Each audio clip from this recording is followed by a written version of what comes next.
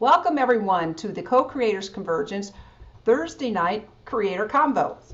I'm Noel Marshall, and together with my beloved Bob Warner. Hi everyone, going to have a wonderful evening. Thank you all for being here. And all of those of you that are watching later off the archives, because there is no such thing as time. Thanks, Bob. Well, we are so, this is down home time week. We have Shelley Darling, who has been to almost every one of our 8 co-creators convergences, and she is, we're just so excited to have her back, and she has a thrilling presentation for us tonight. So we just ask you all to stay muted, turn your video off, and we will open it up for a conversation with Shelley when she's ready for us.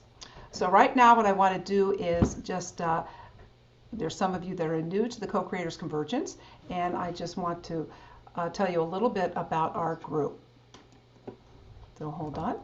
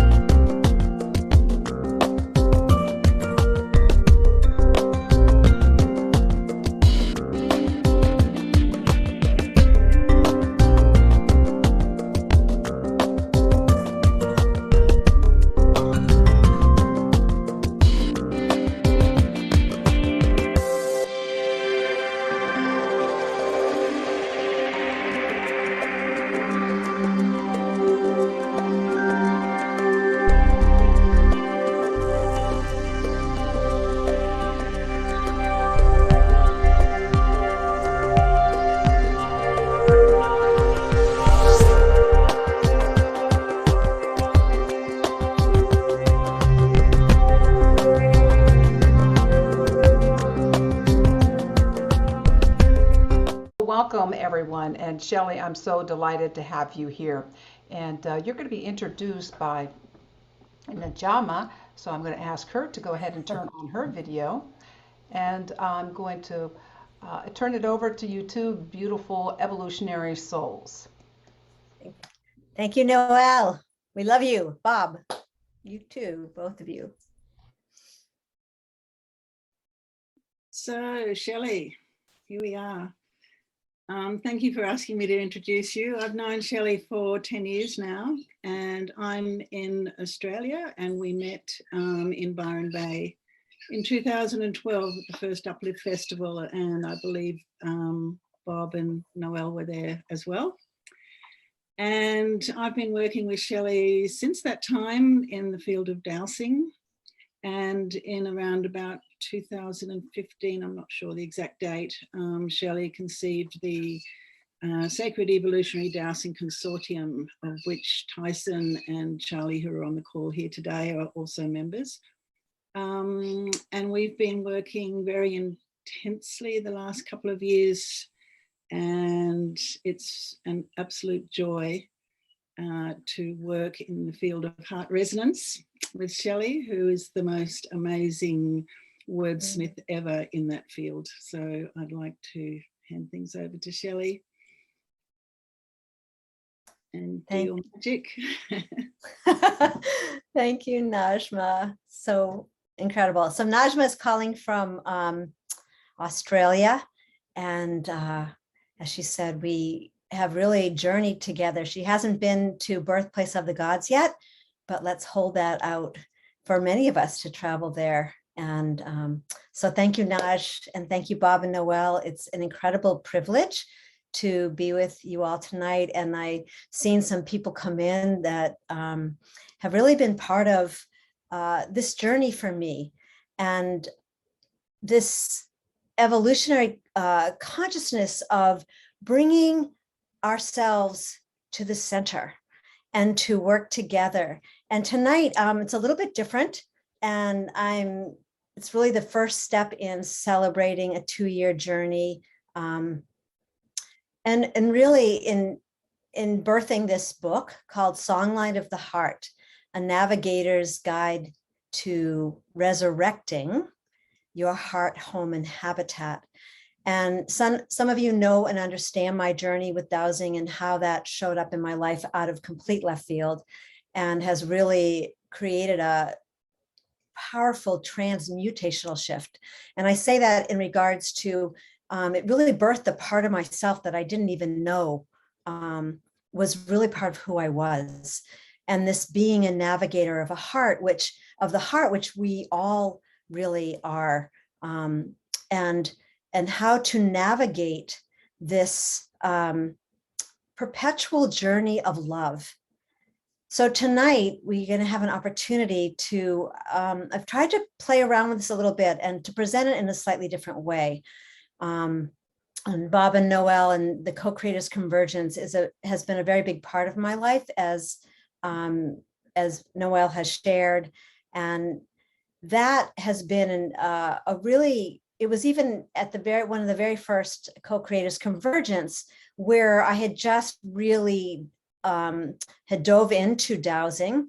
And I'll explain a little bit for people who understand dowsing as using a pendulum, dowsing the body. My particular focus as it evolved was really about our relationship to our, number one, our home, and beginning to understand that our home has brain waves just like us, and we can measure those waves and can either create a resistance to us moving forward in living our dream and living our fully expressed self, or it can support us.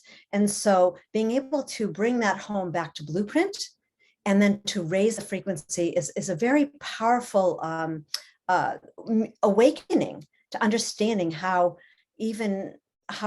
our physicality, our illnesses can be very much in relationship to our home, and then expanding that to the land. How do we come back into sacred relationship? And part of this, what I'm describing, some people know as in the past it was golden light dowsing, but now it's really held on and anchored in what I call evolutionary dowsing, because it's a transformational journey into understanding ourselves as the whole living system, and our relationship with what people call the quantum field or the unified field, but that it's a living field.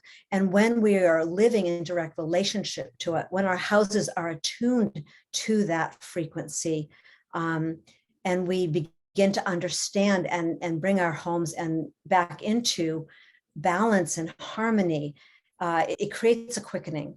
And so this is really what evolutionary dowsing is all about. And the reason I used resurrecting, which was a big choice to use that word, because there's a lot of affiliation with resurrection, with the Christ consciousness, with God. But for me, in the book, once you sort of step into this odyssey, was a direct relationship with the Cathar in France, and understanding the way of love and that consciousness, to a journey to Australia and that relationship with the indigenous people. And so,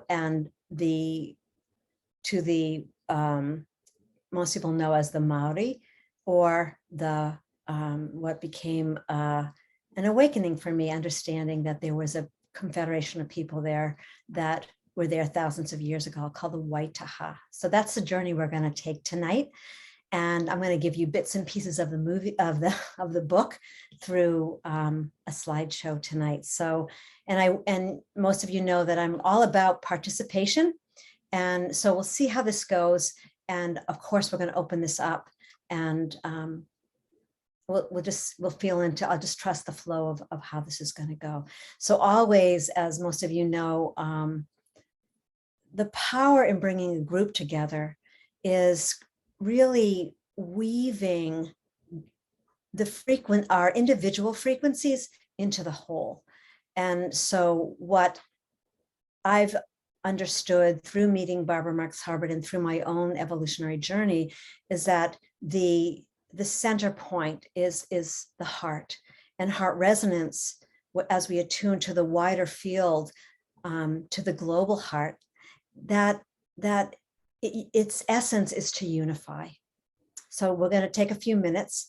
You'll hear me say what's called a karakia, and that is a sacred prayer that is spoken in New Zealand. And it is, for me and for many, the opening of the way. So consider ourselves on a journey tonight, and that this will open the way. So let's take a few deep breaths together. Let's just say tonight, oceanic breaths, because we are the water bearers. We are connected through our one water, and both to the mother, to Gaia, and to the cosmos, to the ancestors, and those direct transmissions. So tonight we get to go on a little journey. So let's just start, eyes open or eyes closed, whatever works for you, and just connecting with our heart. You can put your hand on your heart. It just immediately brings us into that experience of being cherished and connected. Just relaxing.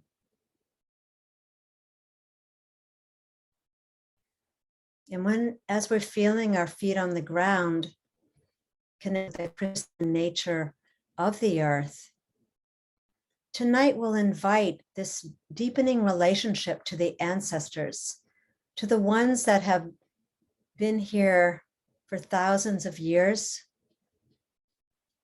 to the ones who lived and continue to live in present time in harmony with all of nature, guided by nature's intelligence.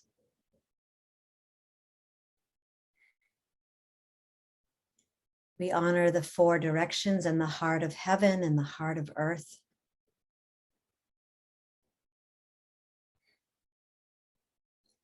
And as we relax, soften our bodies, we can begin to feel that sensate experience of a rippling, of a vibrational field, of an energetic field of life.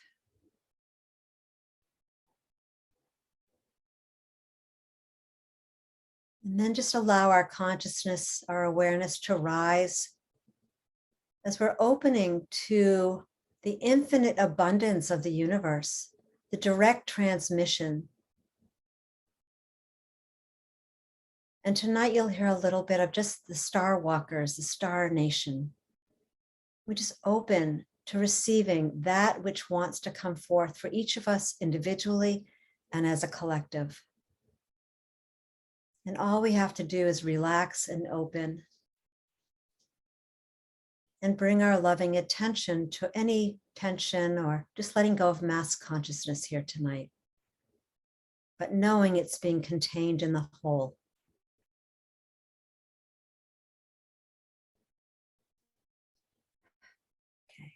Okay. Na te manamatanga ki te nako o te atua. Kia koa te manamatanga ki te nako o te tangata. Kia koa te manamatanga ki te ao. Ma te manamatanga, ma te aroha, te kaha, te whakaranui te ao. Tihe moriora. May the light of creation come into our hearts and minds, that we may walk in the light, that we may walk with compassion in our hearts, and that we may walk with the courage. And tonight we'll add conviction and commitment and clear communication as we carry our dream into tomorrow. And Tihe Moriora is honoring the breath of life. And so we stand here wherever you are, honoring the land in which you live on, and the connection, the connected waters that bring us together as one unified whole. So there you be, and there you go. So welcome everyone on Facebook. Thank you for being here. Feel free to share as we deepen into this journey of Songline of the Heart. And I'm going to start the slideshow, and I'm going to just share the screen for a minute. So just hang in there. And there we go. And we'll just put this on play. Okay. So hopefully you just see me in your screen. And so tonight we have the opportunity where we're going to journey to what's a place on the Southern Alps, the south side of the Southern Alps, in a place called the Birthplace of the Gods, otherwise known as Castle Hill. And as you can see, these are huge limestone tours, if you will. And I guess I lost my little notes, so I'm going to be doing this all. Okay, here we go. So, Birthplace of the Gods. And I will just say the katakia that I shared was a gift shared to me by a man named Barry Brailsford, author, archaeologist, and professor in New Zealand. And I'll share a little bit of how I met him as we go through the slideshow. And that katakia is an ancient katakia that is used and has been used to really open the way. And just go here. So I have to see how I can see this.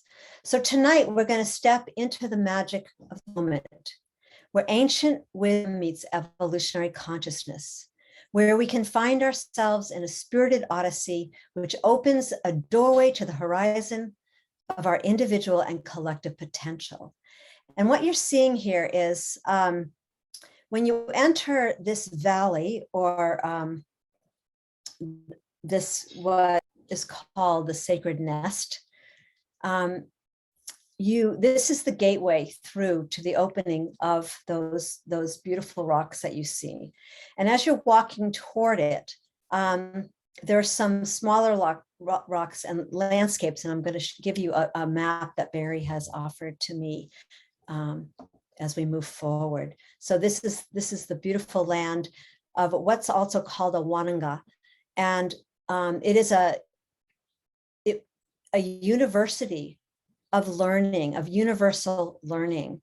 And it was a place where the Waitaha people, thousands of years ago, a confederation would come every summer. There'd be about 3,000 chosen ones to come and really learn this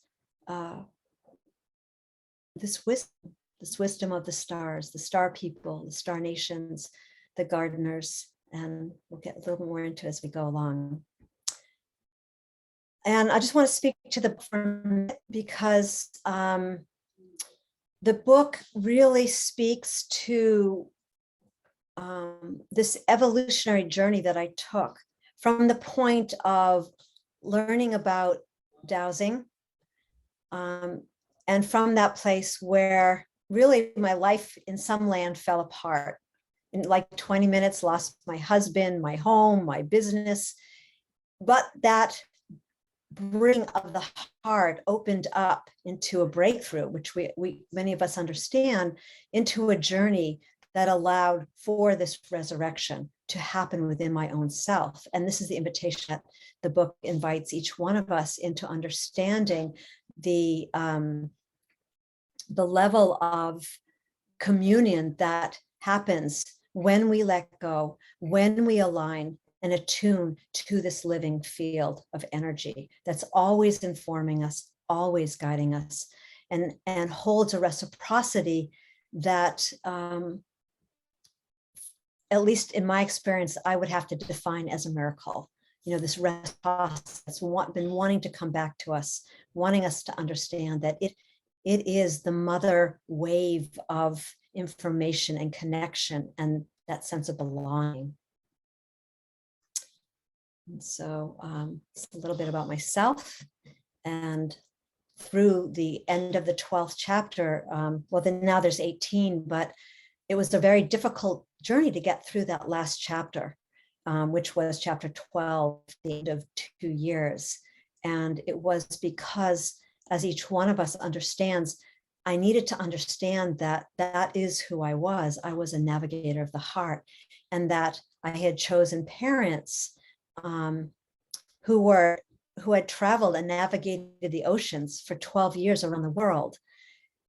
And this was to lead me into understanding that my journey was really bringing forth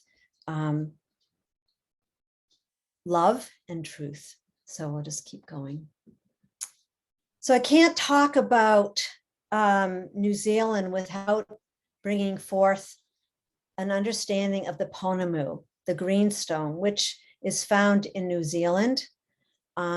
Just a little bit about the greenstone, and we're going to come back to it as we move to New Zealand, is that it was what the confederation of peoples that came from all over the Americas, all over the world, and met in New Zealand at least 20, 30 years ago, and then went to New Zealand looking for this, what is called the child of peace, or the God stone, and more as we get into this. And the story of Ponamu, the sacred stone of Aotearoa, which is New Zealand, long ago when there were different stars in the heavens, this is a beautiful, written by Barry Brailsford himself. Long ago when there were different stars in the heavens, the ancestors sailed the ocean seeking the stone of the gods. When they came to the shores of Aotearoa, to the stars, to the stone, to the Ahura River, they found a stone born of the stars. They held it close to heal the people and the land. They called it Ponamu. Ponamu is of the jade family, one that also served the ancestors when they needed. The Ponamu is excellent for creating sharp, fine-edged tools. For more than 1,000 years, the trail walkers of the Waitaha Nation moved this precious stone over the high passes. I'm sorry, I'm having a hard time reading this, but over the high passes of the Southern Alps onto the Peace Trail. There it gained its mana, a wonderful birthright of spiritual power. It was then carried by the great double waka to all parts of the world and to the homelands of the Pacific Rim. It is a stone of the Waidawa, the world of the spirit realm. And this is written by Barry Brailsford. And a little bit about Waidawa for people who might go like, well, what is that? And for me, when I began to understand the Waidawa, and why means water, Rua means two rivers, I realized that it's the leading edge of consciousness itself, calling us forward into the fullness of our experience. And I think that's enough for now. Yeah. So, okay. So from the point of the opening of this book to where I had that, let's just say, dissolution of my life as I knew it, I was called to Australia. It was a place where my daughter had been living, and these mates that you're looking, so we have to have a little bit of humor. These are, became part of my family. I was really sick. I couldn't move. I could only walk 5 steps. Nobody knew what was wrong with me. But in coming to Australia, 2 things happened. One, I met these incredible people of this place called Church in north of Sydney, a place called Church Point, where my daughter was living on a houseboat, and I came there to first heal. They fed me the most incredible fresh fish every single day, and little by little, I got stronger and stronger. But the main part about coming to Australia was, as I was leaving, I was handed a book, and many of you might know this book, called The Book of Love, written by Kathleen McGowan. And this is the story of a book of love and the story of Mary Magdalene and Yeshua, and the three promises that when we come into this life, we make three promises, one to ourselves, one to God, and one to life. And in my journey flying over, I learned of the Cathar who lived in southern France and this way of love. And I began to understand things like the Heros Gamos, this sacred union of the divine masculine, divine feminine. All these became parts of the journey. And so in coming to Church Point, it was the beginning of opening and the magic that unfolded in meeting a woman named Sana Purinton, who was, as I discovered on that first day that I arrived, was really bringing the Cathar message into the 21st century. So this was the beginning part of the deepening into the bones of who I was and who we are as a nation of beloveds, trying to really understand our relationship to truth and honesty and wisdom. These were very,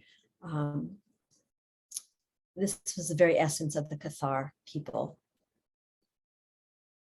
And this is just a tree that I fell in love with the Ku-ring-gai Preserve is a place where the Ku-ring-gai Aboriginals used to live. There's incredible carvings up on West End Lookout, and it became a part of my experience of deepening into a relationship with the land. I had never heard the land speak so loud. And so between the elements and the birds and the trees, everything really began to direct me to a deeper relationship that influenced my dowsing and influenced my relationship with the people that were soon to be experiencing the dowsing. This is an incredible man. His name is Peter Carson and his wife, Kathy. Going into the book, I discovered that, so as I was traveling, some of these tools you might recognize from Slim Sperling. The bottom one is called an AccuVac, and some of these tensor rings that are used in the dowsing to create a viable positive vortex in the home. As you can see, they're being used here to work. They're actually being worked on people. And when I discovered Peter, which was unseen possibility in my life, it turned out he was in Australia. I was trying to get these instruments to some of my clients, and he was there living in about 2.5 hours south in a town called Nowra. He was a horse trainer and using these tools on horses, and we became fast friends. He's definitely a Merlin, a wizard, works with liquid crystals, and together we really enveloped the science of some of these tools that you can be used on our bodies, on animals, and in our homes and land. And I wanted to bring in Uncle Max. He didn't show up until my third time in Australia, when Najma and another woman, Lily Armstrong, decided to, through a vision that I had had a few years before, the Ancestral Bridge journey, which is really tapping into our own ancestral lineage by being on the land in Australia. But Uncle Max, for me, and he began to take people up on a mountain called Gulaga. And Gulaga was considered, and still is considered, a woman's mountain. But he felt in some ways that evolutionary calling, which he felt it's time to really bring forth some of these experiences, understandings. And so he opened the way for people to go up, to take people up Gulaga. And this was a place that Najma and Julian and I took a journey there. So I wanted to bring him in because he really, as many other elders, he didn't hold back. he was willing to share. He was also part of the 2012 experience in Australia, and became a very visible, really star walker in his own right. And you can find his book, and maybe I can post some of his works. So now, taking a breath with me, we move to how did I end up in New Zealand? And through my dowsing experience in the US, I met a woman named Cheryl Thompson who called me to her home to douse a very large compound. And on my way back to Australia, she handed me this huge coffee table book, telling me that she felt I had to read it. And I was looking at her going, you got to be kidding me. I'm leaving in 2 days. I cannot read this. Of course, I got into it. And what ended up happening was I was introduced. So that this is a picture of Hamish Miller. Some of you might know him, an internationally known dowser from the UK. He was a teacher, part of the British Dowsing Society. He was also the one who brought forth a greater and deeper understanding, and he walked the Michael and Mary lines. He also discovered the Apollo and Athena lines in the UK. And he, through a connection, met up with Barry, and the two of them began to journey back and forth over the years, dowsing and to understand the sacred sites in New Zealand. And as we get into it, I'll explain more of the discovery and how that really resonated with me on my own journey. And what you're seeing when you're seeing that spiral, what the two of them began to discover was there was a signature. There were signature radials on every single stone tour, every sacred site. And they began to take a look at some of those signatures and what the message was. And I just had to put these in because he was also a blacksmith. And so these were his dowsing rods. They're completely made of cast iron. You can see his little insignia at the bottom. And you don't see anything like this anymore. I'll show you the dowsing rods when we come back together. These are incredible. And at some point, if I can get my hands on a pair of his dowsing rods, I would be so honored. So now let's begin our journey to the birthplace gods. And this is an ancient marae. Like I said, it was a place of learning. And I also want to say it's a place of stillness. You can't go in here. And of course, there are people that are now climbing these rocks, and they don't really understand the primordial energy of this place. But if you're talking about earth dowsing, just as you would speak to Stonehenge or Avery in the UK, this was an ancient place and it was a university, and I'm going to show you a little bit more as we move into it. I didn't end up here until the very end of my journey, and once you read through the book, it's really part of the epilogue. But this was where I truly understood our relationship, my personal relationship and our relationship to the stars. Because I really believe that everybody else were these galactic people, and that wasn't my thing in this life. But I began to learn and experience through Barry the magic of this particular land and what it brought to the people, to the Waitara, to the Maori. So what you're seeing is Barry and his wife Kushla, and they're walking into that great big opening that you saw in the very beginning. And when you walk into a place like this, as many of you know, it's really important to honor the ancestors.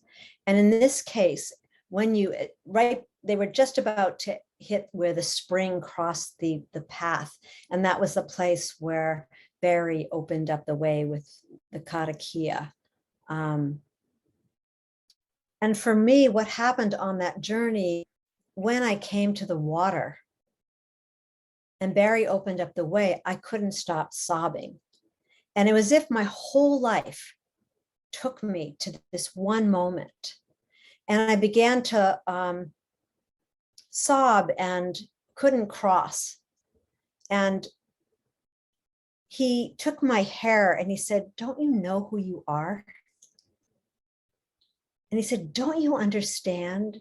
And he started to describe the people that were part of the Waitaha Confederation. And in that moment, something shifted for me, a fear that I had been carrying my entire life till that moment of being too big. You know, we hear that that poem that some people think it is from Marianne Williamson, but you know, that the greatest fear is really being the fullness of who we are. And in that moment, something shifted and crossed the path. And usually he would open up the way as he came to those big stones, that stone gateway. But at this point, he reminded me that it was sometimes the smaller, we always look to the big ones, but he said, actually, speak to the smaller ones. Look for that gateway, look for that greeting stone. And so that was this picture of where I'm standing. This was the stone where we ended up stopping. And just a little gift to everybody here.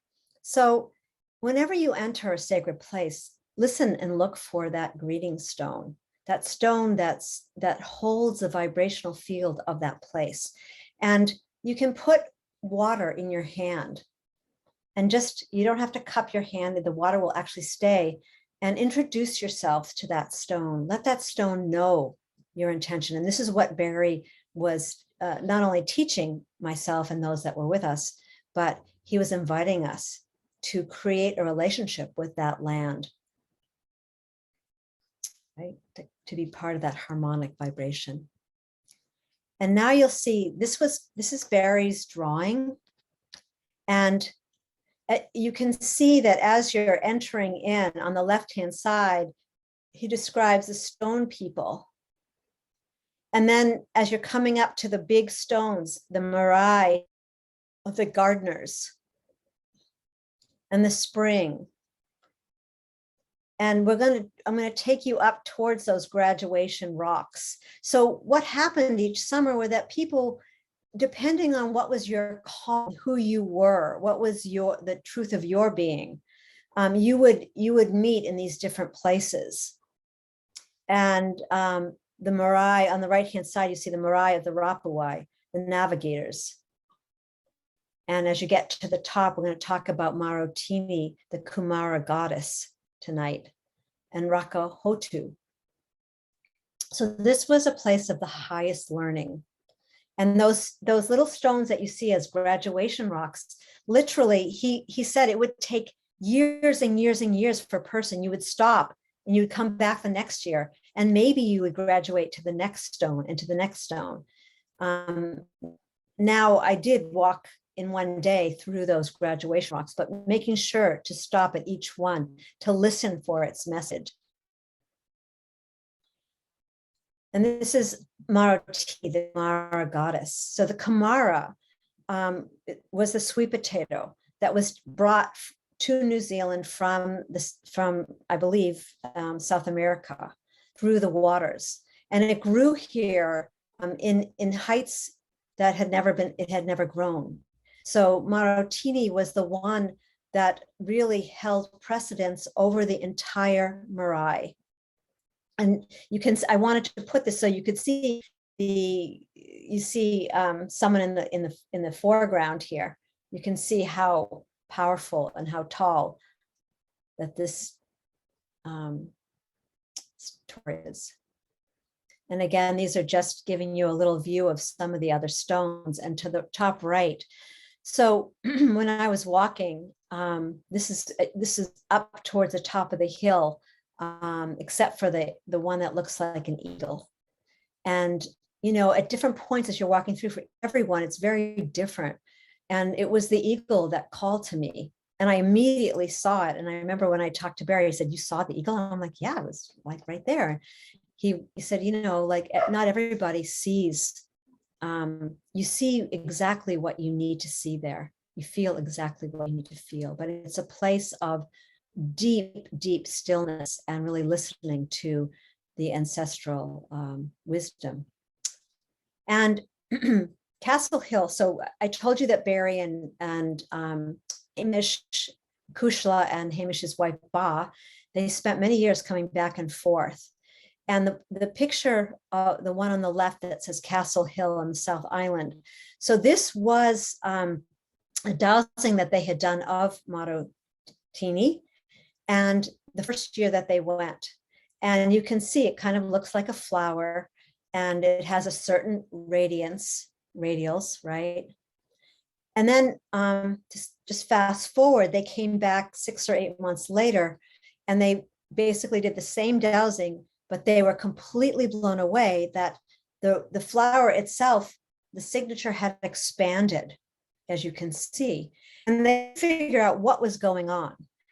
Eventually they met with an elder, and the elder said to them, you know, stop. They were trying to figure it out with their brain.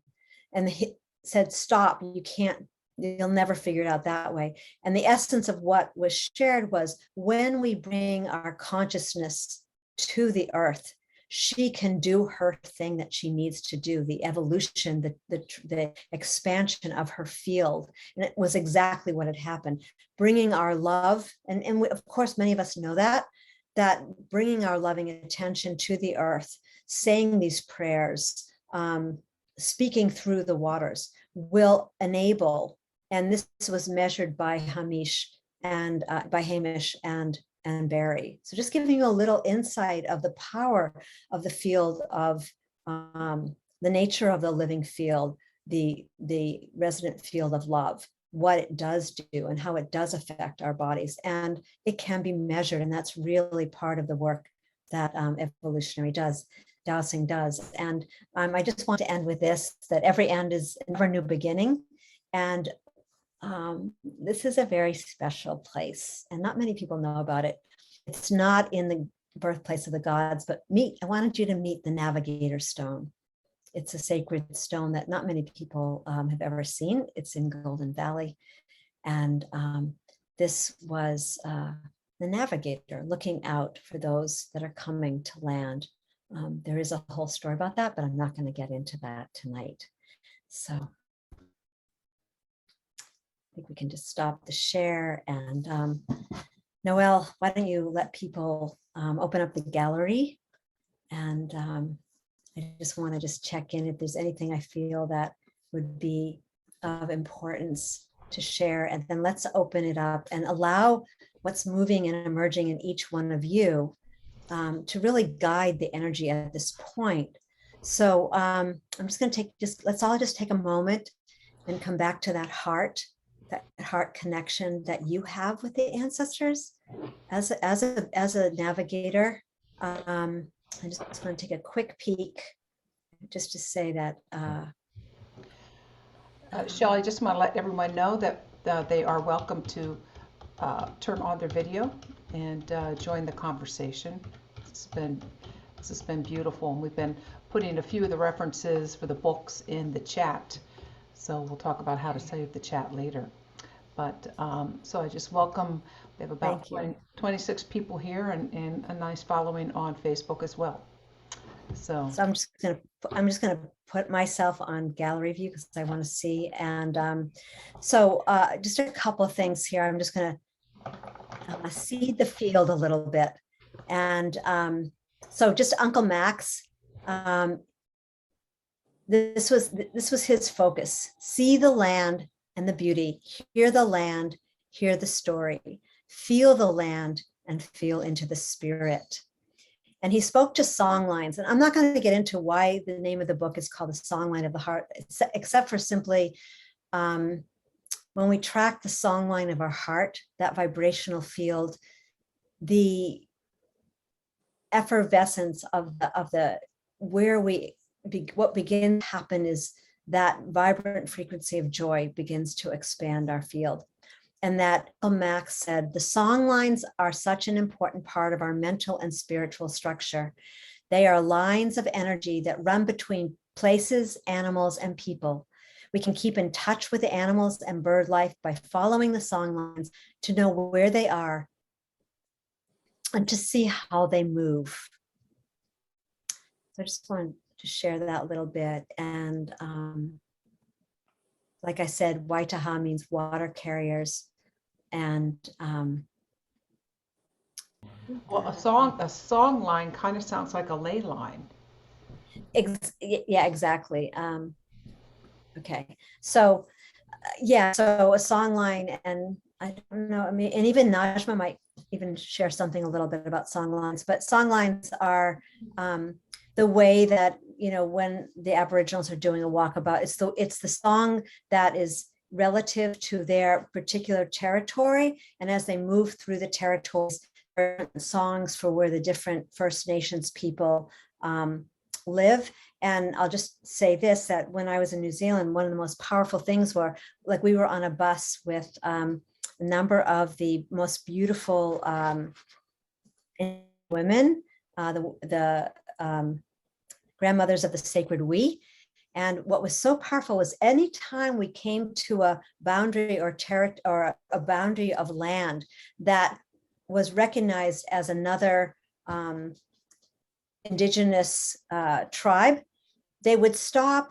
Whoever was talking would stop, and they would invite a woman of that clan to come forward and continue speaking. So it's such a deep acknowledgement of who we really are and our relationship to the land. And that's something that all of us could really be empowered by understanding our watershed.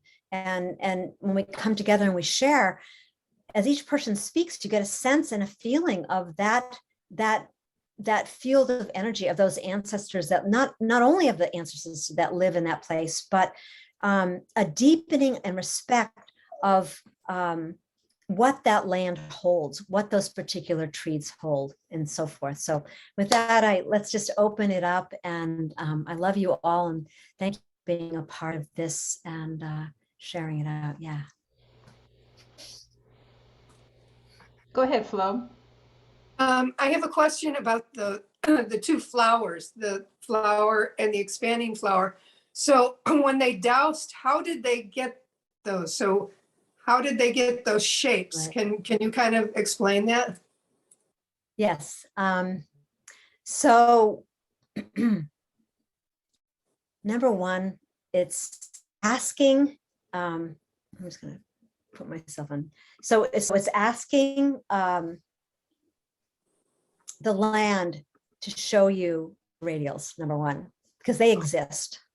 Okay. And I'm just going to go with what's come to me to just keep Okay. it really simple. And you know, we can do more of this personally or as a group. Once you ask the land itself. So just for people, you know, when we talk about dowsing, like I said, we can talk about, I'm just going to grab so primarily, like, I'm using these dowsing rods, as you know, I'm using these for land work, and I like them because they're on a sleeve and they can spin. So we can, and that's not what Barry or Hamish used or uses. So yeah, you're just asking the land to show you the radials and follow your dowsing rods. And I think that's part of what, you know, for people who are listening, just start walking the land around. Like if you have, like, start with a stone or start with a tree. Probably preferably a stone, because stone is considered the first ancestor. So just begin walking around and notice how your rods move and where they're moving to you.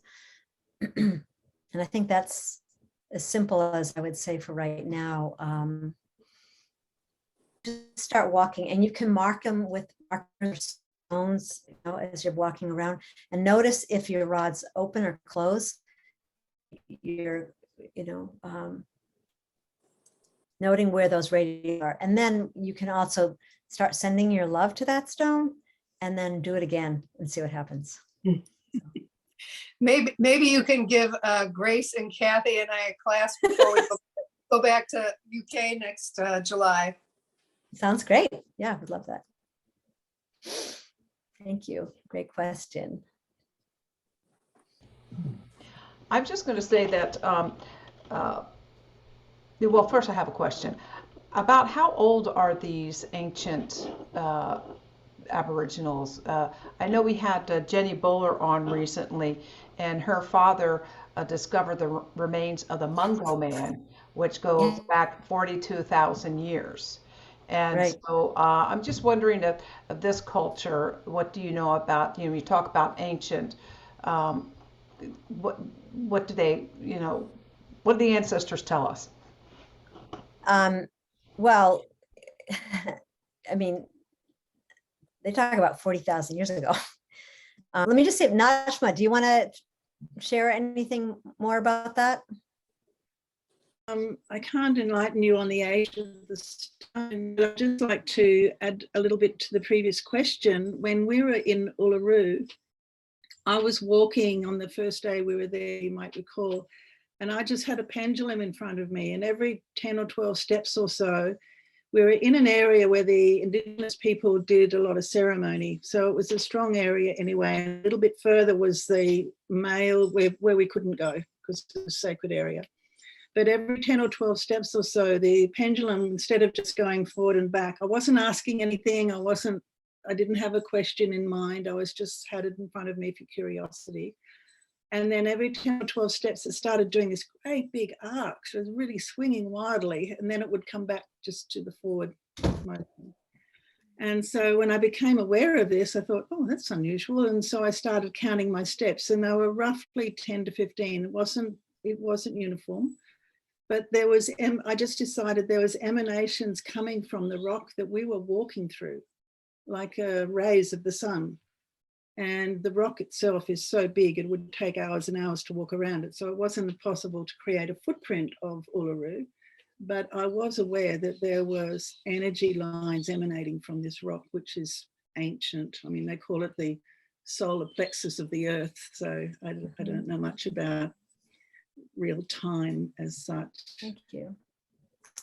Thank you. Noel, I might suggest that you put whoever's asking the question and, possibly you and myself, so that people, I know like when I'm watching Facebook, it's really nice to actually see the person who's asking the questions and maybe take us off the gallery view. Just so that people who are watching on Facebook can have a deeper connection. Yeah, I also wanted to say there was something I didn't add in on the story. So because this is giving a sense also of the book,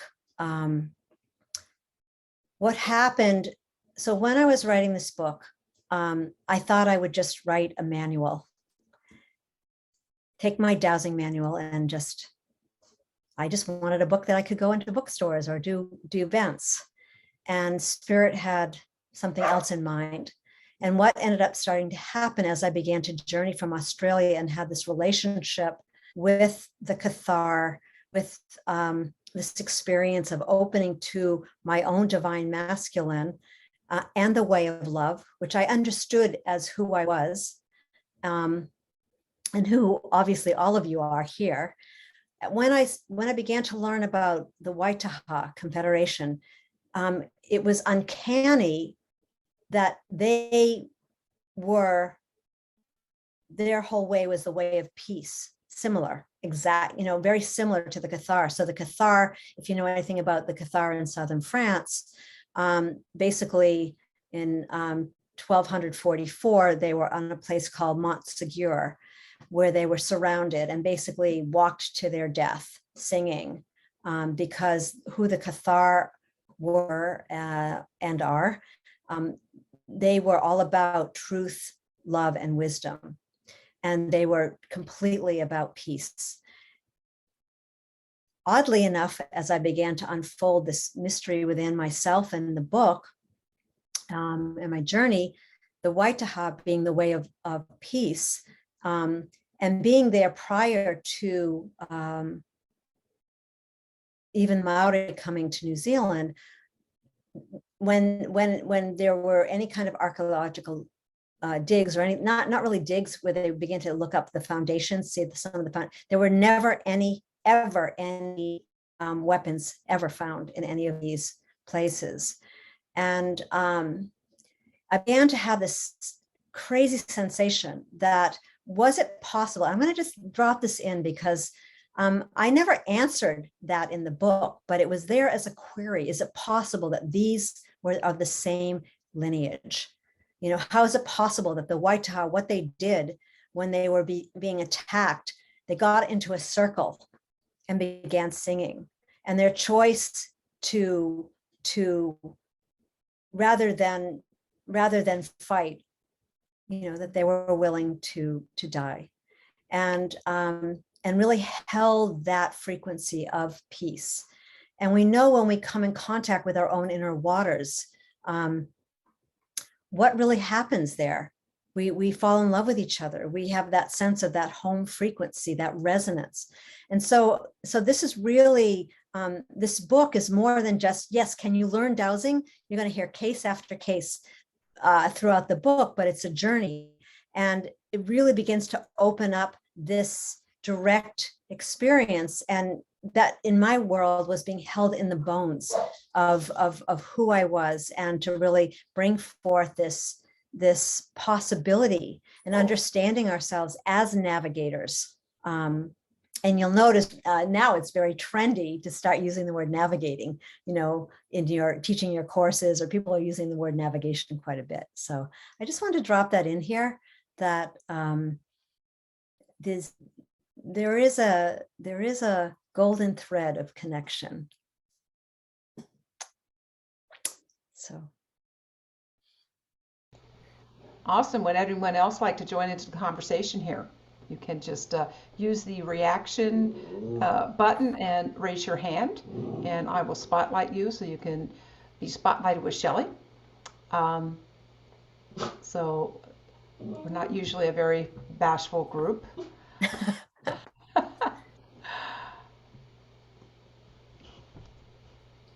I think Tex is raising his hand. Okay, Tex, I'm going to spotlight you. I'm going to add you to the spotlight. There you go. Go ahead, Tex. Okay, thank you. Thank you, Shelley, for this insightful journey we've taken with you. I feel a certain connection with Australia and New Zealand. My mother and 3 brothers live in Queensland. Mm. And my sister, born a year and a day after me, is in North Island, New Zealand. I visited both places a few times, and I do find New Zealand to be quite special. Originally being from the Seychelles, if I were to have a choice, I would probably like to live in New Zealand, just the way I feel when I'm there, and for, you know, the vegetation and everything else, you know. There are as many sea crafts, boats of all sizes, as there are people living in New Zealand. From what I understand, Yeah. everyone has something they could go afloat on the water in. Anyway, so it's very special to hear you bring up this birthplace of the gods as entreated by the Dalai Lama. Now, out of what you've said this evening, and from what I'm learning a bit from the deep time perspective, you know, which is, you know, the universe has been evolving since 14 billion years, as far as science can say, you know, from the Big Bang. And even before that, we can reasonably assume there was a consciousness that has brought all this into existence. I think that more and more we're finding the importance of having a sense of reverence for life, a sense of reverence for our presence on this planet, which in the magnitude of the universe is really a speck. You know, Carl Sagan said it's a pale blue dot, you know, in the immensity of the universe, which, as far as science again says, it's ever expanding. So there's really a need for us to have a sense of awe and wonder of our presence as humankind on the planet and in the universe. And humankind is our presence here is only a blink of an eye in a way when you think of 14 billion years. Were we to have this sense of awe and wonder, we would have, I think, in us a certain humility, and which ought to move us to collaborate sincerely with each other in solidarity for the common good. We see now, you know, be it wars or be it wherever, what's happening in terms of climate deregulation and all that, that really it calls for human collaboration, sincere collaboration. So what you bring up, be it dowsing, be it this history of the ancestors in New Zealand, I know even the people now still, you know, from my sister, my nieces, and even my sister's grandchildren, like there is a certain sense of reverence and connection with the native people. So you really need to get into that one way or another. Like individually, maybe we can find our own sort of connection to it. I mean, I'm maybe finding mine through the divine perspective, a little bit through science, but I think we all need to be open to where our heart, and I like the title of your book, because our heart and our soul is probably the best dowsing instrument we can have. And we need to go into stillness and listen to that. So I thank you very much for this moment. I'm humbled, and I feel there's so much more to learn. Thank you very much. Thank you so much, Tex. I think that word is really reverence, you know, coming. And I love even how resonance and reverence work together, you know, because you can't have one without the other. And the reverence comes, it's different than like having an experience of awe. You know, you're like looking at those big stones, or you're going to Stonehenge, or, you know, and especially when they're so natural, like you're going like, oh my God. But the reverence comes because it's like, it's the water. The reverence comes because we feel this innate, we start to really begin to, and this, I think this has been the whole journey of dowsing for me, is to really realize our relationship with evolution itself. And I think, you know, for me, Barbara Marx Hubbard was the first one. You know, this is the first time in evolution where we can be conscious of evolution as it's happening and influence, and we're being influenced, and we're influencing evolution. And when we are able to come out of our, you know, irreverence and disrespect, not really understand, like, you know, come back to that innocence, because that's what happened to me. It was just like, when we start to like really feel and stand and be still by a stone or a tree, or you start, something else that happened to me over the past couple of years, I was really guided to do a river run with Charlie Riverman. Like, he's not on right this moment, but he's on, but you don't see him. I have never experienced a sense of peace ever in my entire life. And that level of reverence started to grow and seed itself. And I think this is the change. Like, I love what you were bringing up, because it is that reverence, really starts the fertilization of that seed of love for the land and love for one another, you know. So I really thank you. And you made me also realize I want to speak to the experience of, I'm going to go directly to the experience of dowsing a house, because when I met Barry, his field of dowsing was way larger than mine in terms of what he was doing. But someone asked him about a house when I met him at Kauai Porta during this event. And he said, well, that's not really my forte. And I was going like, but that's what was gifted to me.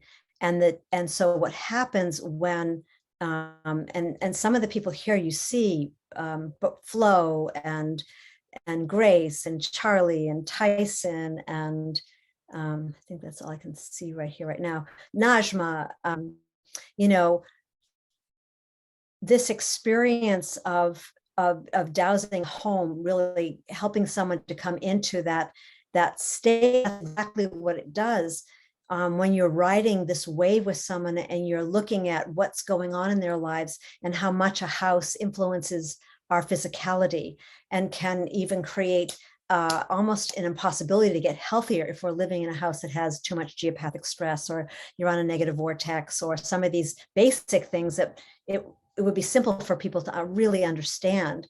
And so that journey of that transformational journey of helping someone really come into that whole system understanding of our relationship, these relationships to the land and the home and a broader humanity when houses are doused in a certain area, allows us to come into a deeper state of reverence within ourselves. And even today, I haven't doused for quite a long time because I've been writing this book. And today I was asked to come. Someone had moved into this house, and it was like the land was saying, you know, the house was pretty good, you know, but the land was calling out joy. And they were all like, there was this missing piece of joy. And to watch the energy move that individual who was beginning to just take that journey and understanding, being part of even an assessment, watching the rods spin, how, you know, for one child, you know, the rods just, they weren't spinning. They were just going back and forth and back and forth. And then discovering what was going on within that child and that family, and to create the opening for there to be a greater harmonic was implicitly allowing the person to come into a deeper state of that reverence. So that our houses need to be those sacred sites. You know, the land, you know, we can work with our own land, because, you know, now is $5 a gallon, you know, almost, you know, we're staying home more. So how do we create that? So I just want to thank you and hope everyone just kind of rode that wave with me a little bit. You know, some of the people that you're seeing on the screen, they have this capacity. And I think what makes this particular dowsing, and even though Barry, this wasn't his specific focus, the weaving of our wisdom allows for this deepening of that reverence to happen. And so evolutionary dowsing, why it wanted to be called that, is because it is inclusive of the emotional body, the spiritual body, the physical body, and the etheric body. That when those worlds, because even no matter where we go, we're always coming back to our home, except for me. It's like everyone else has a home and I'm keep moving to different homes. I don't know how that happens, but essentially, you know, that our home is where we sleep, is where we spend most of our time, where our office is. And each one of you here, and I'll end on this note, unless somebody else wants to speak up, it's like, you know, to really empower the mentors that are serving the greater whole became my journey. And to create these environments where they're working with individuals, or, you know, even on Zoom, you're still in your home now more. Somebody asked me that question today. Well, how does that influence what you're doing? And I said, well, people are home more.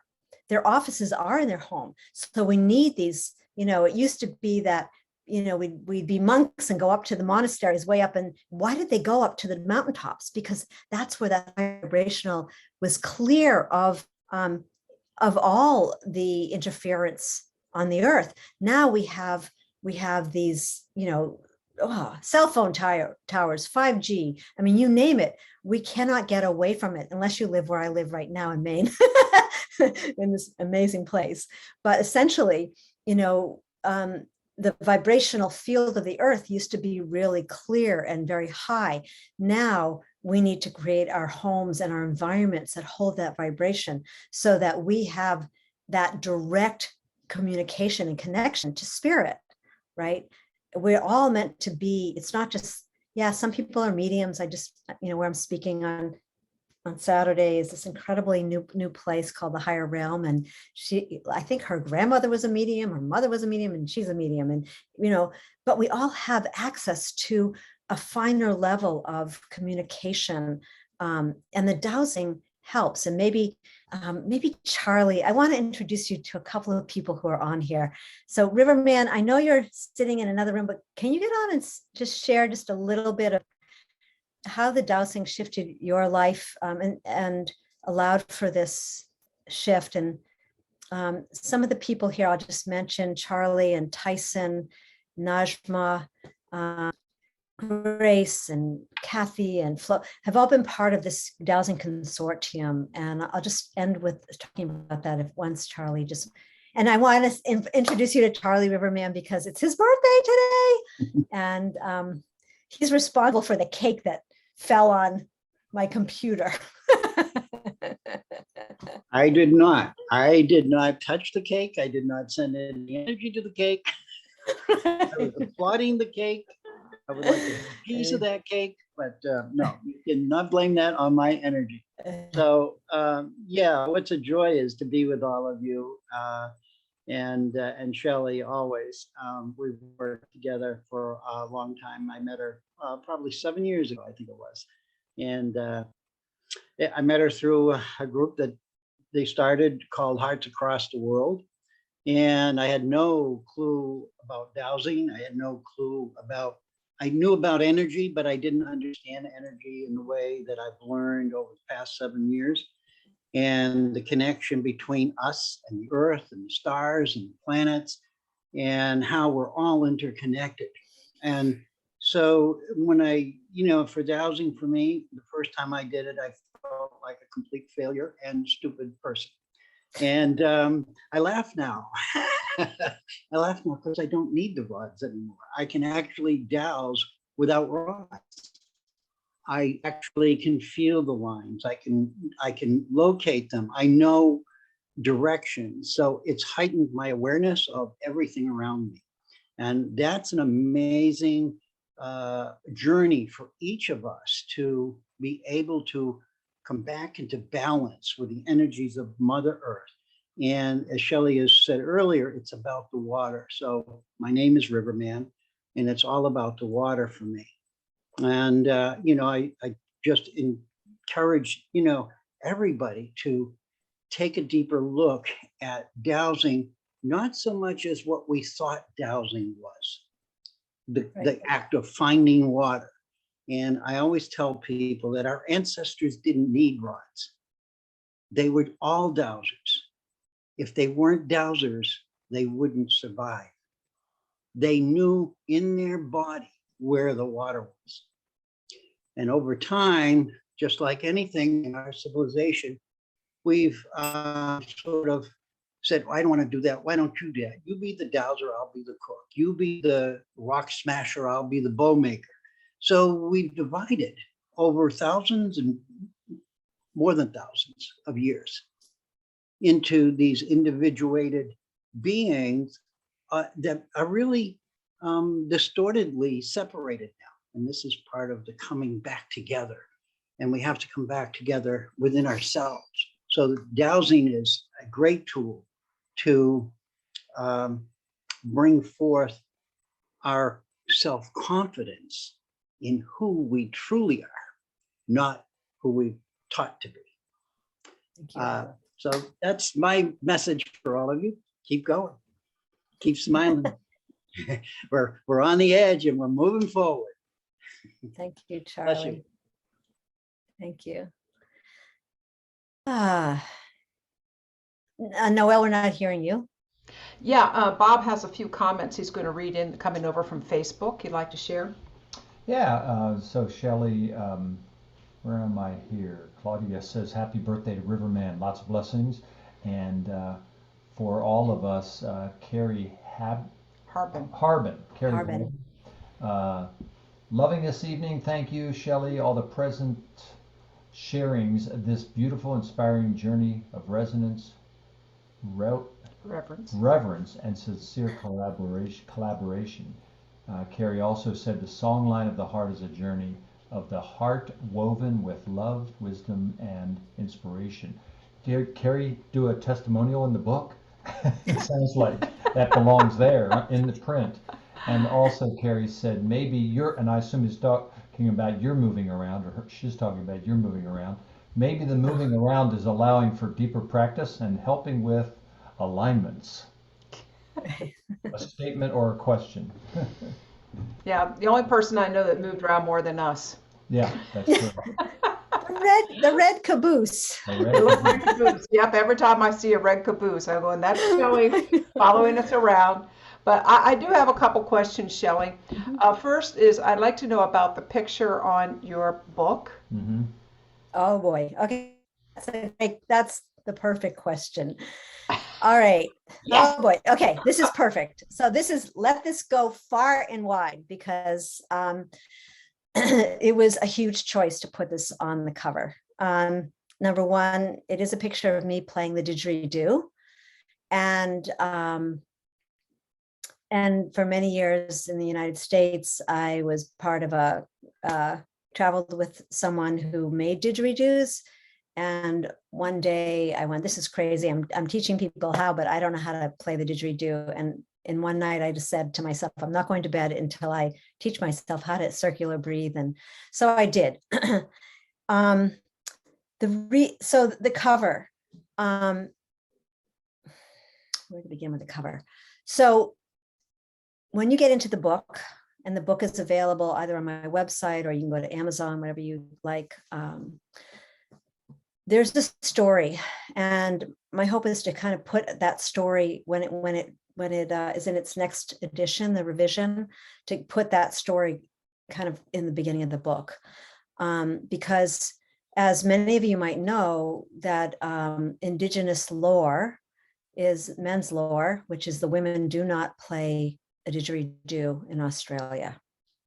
It is for the men only. And when I was in, and I really held to that diligently when I was in Australia, until the moment something came to me. And I had met a woman who you'll meet in the book, very powerful, incredible meeting, magical. And she had bought this piece of property, and it was her dream to have a retreat center on these 400 acres. And she had a house on the beach. And she called to me and asked me, when she learned what I was doing, she said, would you come and douse this place? I haven't gotten a bite in a year and a half. And that was a lot of my experience with a lot of different houses. And as what happens is when a person wants to douse their house, something starts to arise, and anything other than love will come up, be it a relationship or whatever. And so the story began to unfold as I was literally driving to this house. And I learned that her husband had played the didgeridoo, and he had passed away, and the didgeridoo had just been sitting in storage, and I was being guided to get it out. And I was having a conversation with it, like, wait a minute, I don't know about this, and so I trusted that. And I had her bring it to this dowsing that we did at her beach house. I guess this is giving you the one story in the book. And so basically, fast forwarding, as I got into assessing the house, there was a negative vortex in the house. And why I use these instead of using a pendulum. So with these, you can actually find the source of something. So I began to ask, show me where the negative vortex was. And it started taking me around the house, around the L, through the sunroom, and to this one spot. And when you hit a negative vortex, the rods will begin to spin counterclockwise very fast as soon as you get to the center. And so as I was standing there, the rod started spinning and she looked like a ghost. And I said, what's going on? She said, that's exactly where my husband passed away and died. And with that, we sat down, and at this particular dowsing, my daughter was there and she was a doula. And I knew that it was going to be a very deep dowsing, so to speak. So we sat down, and a lot of times when someone has died in the house is it won't sell. It doesn't want to sell. And it's held within the person's own heart. We're talking about reverence. And long story short, again, I questioned, and I was being guided to take the didgeridoo out at one point. And so rather than fight that and go to spirit, well, I'm sorry, I can't do that. I'm a woman, I'm in Australia. In that case, I trusted it. And that was the healing. That didgeridoo began to play. There was something that happened in that room, and it cleared what was being held back, and it cleared her, and you'll read some parts of what she shared in the book. And something happened, and, basically the house, immediately once the dowsing was done and a little bit of feng shui and that part, and she could just move those deep ears. And the sound of the didgeridoo, as many of us understand, is a sound, it is used for healing as well. Shifted everything for her, and she was able to move forward in her life. So that's the story behind the cover. And I want to share, if you can just stay on for like 5 more minutes, I'm going to share with you the other part of it, because this is really important. And in terms of us standing for who we are, and this was very scary for me to put this on cover. I knew I was going to get resistance. It wasn't any question. And when someone heard, it was actually Elizabeth Harold, who heard about this conundrum that I was in. And she said, you need to talk to Mamadou. And I'm like, who's Mamadou? And I will get his link for you, Noel, and you can share it out and we can put it on the Facebook. But Mamadou Konde is from Africa. And she said, you need to hear his story. So I got on with Mamadou, and he started to tell me the story of how in Africa, same thing, the women were not allowed to play the djembe. And he began to be nudged. And this is my way of telling the story. So I want, he'll tell it more specifically, obviously. But basically what happened was he started to see women and children on the streets and realized that if these women could learn how to play the djembe, they would be able to make a living. And so it became his dream. He was also, he's done a lot with music. And I can't remember specifically right now because I didn't realize this was going to come up. But he began to follow that calling, and he started to try and talk to people in Parliament, and everyone was fighting him, until eventually there was this one person in Parliament who listened to his story, who he began to understand that this could actually shift the economics in Africa, and that his dream was to take 15, I believe it was 15 women, master djembe drummers around the world, to begin to allow this to make this shift. I'm getting goosebumps. And so once he got to that person said to him, here's the deal. If you make this choice, you cannot turn around no matter what happens. You've got to keep going. And he had death threats and everything. And eventually he was able to go to get some elders behind him in some of the tribes, and having them understand, because at first they were like, why are you wanting to do this? Why are you wanting to go against law? And so eventually a few of the elders got behind him. And then it took him another year to get the men master drummers to teach the women, because they weren't going to teach those women. It was against, tradition. And eventually some of them did. And I'm going to fast forward. He took these 15 women around the world. And now there are 350. When I last spoke to him, there were 350 djembe women drummers who are master drummers teaching, and now shifting that whole piece. And that's why I brought Max into this, because he in his own way did something similar. And as I began to, so when I talked to Mamadou and he saw this picture, he said, "You must do this." And I'm like going like, "No, I can't, I'm not ready." No. And finally, after 3 months, I went, "Okay, I'll do this." And so that's the story. Nobody's heard really the whole story behind this cover, but that's the reason. I know it'll be very interesting because I have a deep relationship with people in Australia. I've already gotten some flack because of it. And, we all know that this is a turn in evolution and ultimately what I've discovered so far is that it's in certain tribes that's true, but there are some women that are playing the didge in Australia, but they don't necessarily do it in ceremony. So, if any of you in your travels discover more about this, I don't know if you know a guy named Raphael. He played the didge. He was killed in Egypt. Amazing. But he told me this story a long time ago about how always it was the grandfather who was the patriarch of all the indigenous tribes. And there was at one point, and I am researching, trying to find the story because Raphael was there. At one point, the grandfather, the first time in history, took off these big beads that he would wear and put it over the grandmother and said, "It's your time now." So I think we understand that, but and I want to say that anybody who might be listening to this who is connected to, it isn't my intention to fight tradition or men's lore. It's just simply like trusting what is my calling and what this book has to say in terms of how, and in this case, it just describes one story of one woman's life being changed. But imagine if that can continue to happen, and so with that, it's not to disregard any of that traditional lore. It's just that we, each one of us, have to begin to trust that songline of our heart, to really track that and to have the courage.